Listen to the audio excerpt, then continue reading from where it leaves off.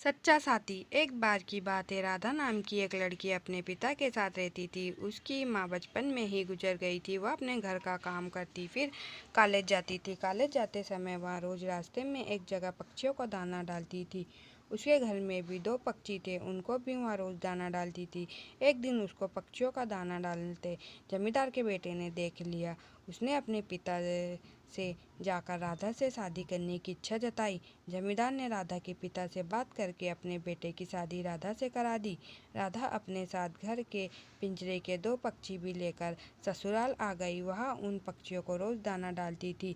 राधा की सास को यहाँ बिल्कुल भी पसंद नहीं था। वह उन पक्षियों को परेशान करती थी। वह उनका दाना पानी जमीन में फेंक देती थी। एक दिन राधा की सास ने पक्षियों का पिंजरा ही जमीन पर फेंक दिया। उसे यहाँ करते हुए राधा ने देख लिया।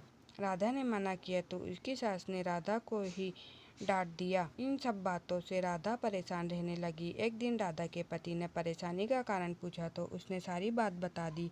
उसके पति ने राधा को पक्षियों की भलाई के लिए उनको पार्क में छोड़ने की सलाह दी। अपने पति के कहने पर राधा ने उन दोनों पक्षियों को बाकी के पक्षियों के साथ पार्क में ही छोड़ दिया। वह उनको कभी कभी दाना देने पार्क में जाती थी। अब सभी पार्क के पक्षी राधा के अच्छे मित्र बन गए थे। पक्षी अब राधा के घर पर भी आने लगे। राधा की सास को जब यहाँ पता लगा तो वह गुस्सा हुई। वह राधा को उसके मायके छोड़ने के लिए उसको साथ लेकर गई। रास्ते में कुछ चोरों ने राधा की सास के गहने चुराने की कोशिश की। तभी राधा के पक्षियों ने आकर चोरों पर हमला किया, जिससे चोर भाग गए। इसके बाद राधा और उसकी सास घर ही लौट आए। अब राधा की सास की सोच पक्षियों के प्रति बदल चुकी थी। उसने राधा से कहा कि अब हम दोनों चिड़िया को दाना देने चला करेंगे और पहले के दो पक्षियों को घर वापस लेकर आएंगे। यह बात सुनकर राधा बहुत खुश हुई। सीख।